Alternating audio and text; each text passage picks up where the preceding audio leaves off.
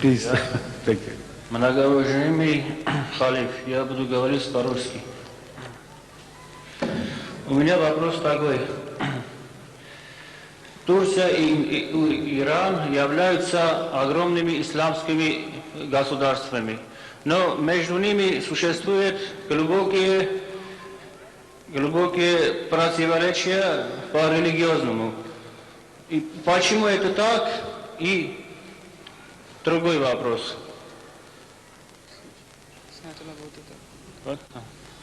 Assalamu alaikum. Question is that Turkey and Iran, they are Muslim countries. Right, I agree. But they are acting against each other. Why? As a religious point. It is not just Turkey and Iran.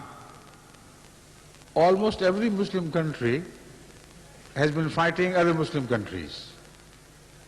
And there is no unanimity left in the world of Islam on any plane. You're talking of religious plane, but I also talk of political plane. You're talking of political plane, but I'm also talking of religious plane. In politics as well as in religion, the world of Islam is split. And this is the greatest tragedy of our time. This shows that the Muslims are no longer right Muslims. They are not the same mu'mineen who were described by the Holy Quran as ikhwa. So when there is no akhuwat left, then there is no iman left. Because akhuwat is the sign of iman. So you have pinpointed the disease by asking this question. The answer is, if it had not happened, there was no need for a divine imam to appear. Allah takes over the imamat in His own hands when the worldly imams become responsible for dividing the ummah. They become the symbol of division. They go on declaring each other kafir and dividing the ummah further into smaller splits. When this happens, then accept for the fact that God sends an imam appointed by Him Himself, the ummah can never be united again. But it is not united immediately. The imam comes to unite them, but gradually and slowly, like a drop of curd, turns the whole tank full of milk into curd. So the imam sows the seed of unity like this. His message begins to grow. His message begins to spread. And with the passage of time, those who were in majority, they are gradually reduced into minority. And a new united ummah is born with the blessing of an imam appointed by God. So this is the only answer. But it will happen, I assure you. It is happening. Already within 100 years of Ahmadiyyat, we have reached more than 150 countries of the world. And people belonging to all these different nations, different colors, different regions of the world, have got truly united into one Muslim ummah.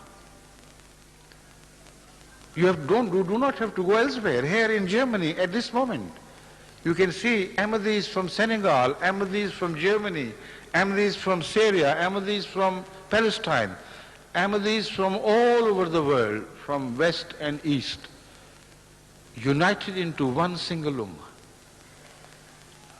We cannot see colors. This is the meaning, the best meaning of color blindness. We have become blind to color in the sense that when we meet each other, we do not see at the skin and the color of the skin. We just look at the beautiful souls every Ahmadi carries. And we belong to Hazrat Muhammad Rasulullah Sallallahu Alaihi Wasallam. And in his leadership, we find the unity of Islam. It has already happened. It is happening very fast now, everywhere. So when the Turkish people open their doors to Ahmadiyyat, they remove the artificial barriers they have created against Ahmadiyyat. then you will begin to see the same miracle begin to happen in Turkey. But even without it, the Turkish people who are coming to Europe, they are now turning to Ahmadiyyat with the grace of Allah, and inshallah they will carry the message of Ahmadiyyat back to Turkey. The Iranian people who go out of their country and reach Europe and other countries of the world, they are now becoming Ahmadi Muslims. And when a Turkish Ahmadi meets an Iranian, there is no shadow of hate at all. They are like two brothers. This is the meaning of Al-Mu'minuna Al-Ikhwa. So with the grace of Allah, inshallah, that unity of Islam would become a real unity on earth through Ahmadiyyat, and it has started to happen with the grace of Allah.